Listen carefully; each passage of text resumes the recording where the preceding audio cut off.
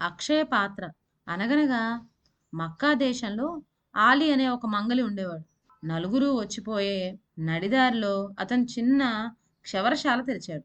అయితే ఆలి గడ్డం పిల్లి గడ్డం కావటం చేత క్షవరం కోసం వచ్చిన సాయిబులందరూ వీడి మొఖం, వీడు మనకి క్షవరం చేసేదేమిటి, పని చేయడమే చేతనైతే ముందు తన గడ్డమే బాగు చేసుకొని ఉండును అనుకొని నిరసన భావంతో మరొక షాపుకి పోయేవాళ్ళు.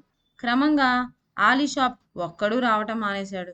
ఇలా ఉండగా ఒక రోజున ఒక ముష్టివాడు ఆలీ వద్దకు వచ్చి ఆకలవుతుంది అన్నాడు. ఆలీ వాడిని ఆదరించి కలిగినంతలో భోజనం పెట్టడమే కాకుండా ఒంటి మీద వేసుకునేందుకు అడగకనే చిన్న తువ్వాల గుడ్డ కూడా ఇచ్చాడు. ముష్టివాడు సంతోషించి, అబ్బాయి, నీకేం కావాలో కోరుకో అన్నాడు. అందుకు ఆలీ, తాత తాత, నా గడ్డం పిల్లిగడ్డం కావటం చేత అందరు నన్ను చూచి అసహించుకుంటున్నారు.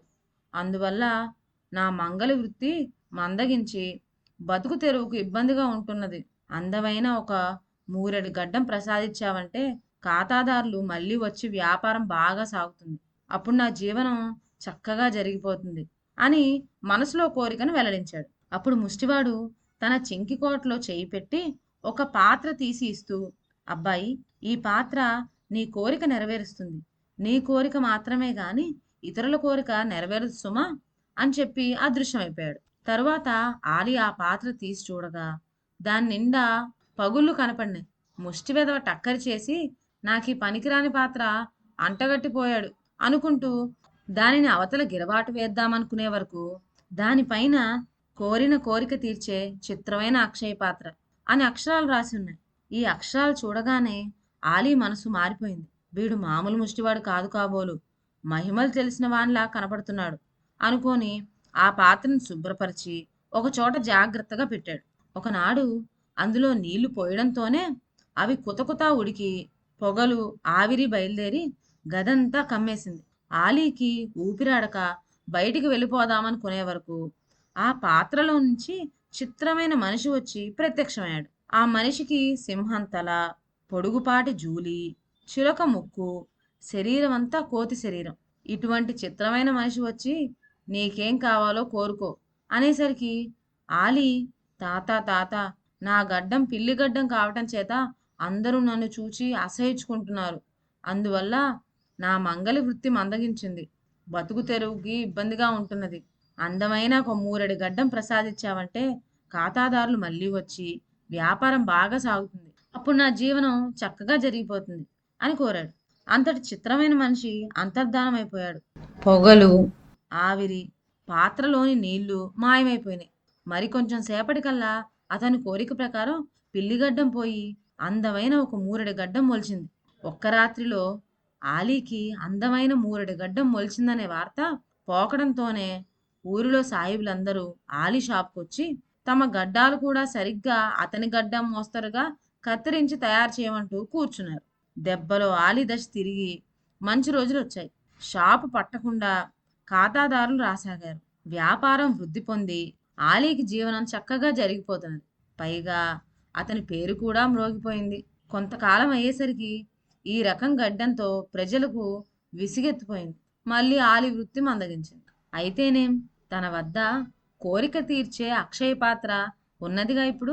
మళ్ళీ రెండోసారి పాత్రలో నీళ్లు పోసి చిత్రమైన మనిషిని ప్రత్యక్షం చేసుకున్నాడు ఆలి. ఈసారి మునుపటి కంటే అందమైంది, మోకాల వరకు వేలాడేది, వెండి వెంట్రుకలతో మెరిసిపోయేది గడ్డం కోరుకున్నాడు.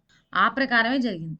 ఈ విడ్డూరం ఊరిలో అల్లుకోగానే ఇంకోసారి సాయిబులందరూ ఆలీ షాప్లో విరగబడి ఇటువంటి కొత్త రకం గడ్డం మాకు కావాలి అంటూ కూర్చున్నారు. ఈసారి ఆలీ షాప్కి ఖాతాదారులు తిరిగి రావటము, అతని పేరు మోగిపోవటం మాత్రమే కాదు, ఈ వార్త సరాసరి ఫాదుషా చెవిన పడింది. ఓహో, బాగున్నది, మన రాజ్యంలో వెండి గడ్డపు వాడు ఉన్నాడంటే ఎంతో గొప్ప అంటూ ఆలీని గురించి షాదుషా మెచ్చుకుంటూ ఉండగా చాటు నుండి షాదుషా కుమార్తె ఆ మాటలు విన్నది. నాన్నగారు, మరైతే నేను వెండి గడ్డపాడిని పెళ్లాడతాను అన్నది. గొప్ప కోసం షాదుషా, అమ్మాయి, నీకేమిటి, వెండి గడ్డపు వాడు భర్త ఏమిటి, బంగారు గడ్డం ఉన్నవాణ్ణి తెప్పించి నీకు పెళ్లి చేస్తా చూచుకో అని బడాయి కొట్టాడు. కోట్లో పనివాడు ఒకడు ఈ సంభాషణ అంతా మోసుకుపోయి ఆలీకి చెప్పేశాడు. పట్టరాని ఉత్సాహంతో ఆలీ చిత్రమైన మనిషిని రప్పించి కోరికను తెలియపరిచాడు.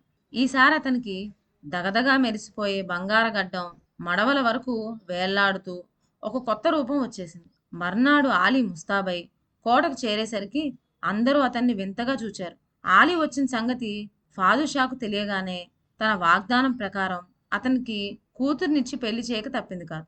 ఇలా ఉండగా ఒక రోజున షాదుషా ఆలీని పిలిచి, ఏమోయ్ ఆలీ, బంగారు గడ్డం పైన నాకు సరదా పుట్టింది. రేపు ఉదయంలోగా నీ గడ్డం మోస్తరు గడ్డం నాకు వచ్చేటట్టు చేయాలి.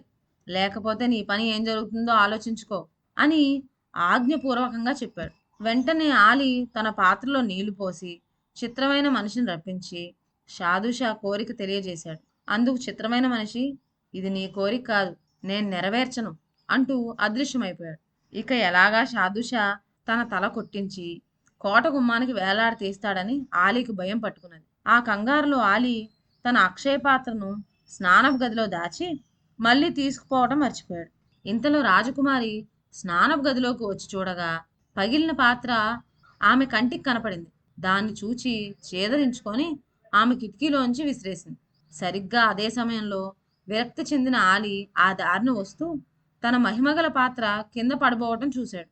ఆత్రంతో పరిగెత్తుకుపోయి అది ఎలా అయినా పడిపోకుండా పట్టుకోవాలని ప్రయత్నించాడు. ఆలీ ఎంత యాచించినప్పటికీ ఆ పాత్ర తప్పిపోయి ఆలీ కాళ్ళ దగ్గరనే పడి ఎన్ని పగులున్నాయో అన్ని ముక్కలైంది. ఆ ముక్కల్లోంచి పొగలు ఆవిరి బయలుదేరి ఆ ప్రదేశం అంతా కమ్మేసింది. అందులో నుంచి చిత్రమైన మనిషి ఆఖరిసారి ప్రత్యక్షమై మరెన్నడూ కనపడనని చెప్పి అంతర్ధానం అయిపోయాడు. అక్షయ పాత్ర తన ఆధీనంలోంచి పోగానే ఆలీ గడ్డం తడిమి చూచుకునే వరకు మళ్ళీ తన పిల్లి గడ్డమే తయారై కూర్చుంది. నిమిషమైనా అక్కడ నిలబడకుండా ఆలీ కాలి కొద్దీ పరిగెచ్చుకున్నాడు. పోయి పోయి ఇన్నాళ్ళ నుంచి ఖాళీగా ఉన్న తన క్షవరశాలకు చేరుకున్నాడు. గబగబా తలుపులు తెరిచి ఒంటి మీద ఉన్న రాజదుస్తులు ఒక మూల పడివేసి కూర్చున్నాడు. చాలా కాలానికి మళ్ళీ కంటబడిన ఆలీని చూచి సంతోషించి సాయిబులందరూ పలకరించారు. ఎప్పట్లాగా అతని వృత్తి సాగిపోతూనే ఉంది. అయితే తన ఆజ్ఞ నెరవేర్చని ఆలీని తల తీయించి కోటగుమ్మానికి కట్టించాలని షాదుషా ఇప్పటికీ పంతం పట్టే ఉన్నాడు. అయినా ఆ షాప్ పక్క నుంచి వస్తూ పోతూ ఉన్నప్పటికీ ఆ పిల్లిగడ్డపు ఆలీ తన అల్లుడే అన్న సంగతి కనిపెట్టనే లేకపోయాడు. ఇదండి ఇవాల్టి కథ. ఇక సెలవు. నా ఛానల్లోని కథలు మీకు నచ్చినట్లయితే నా ఛానల్ను లైక్ చేసి సబ్స్క్రైబ్ చేయండి. షేర్ చేయడం మర్చిపోవద్దు. కొత్త కథల నోటిఫికేషన్ కోసం బెల్ ఐకాన్ ప్రెస్ చేయండి. Thank you.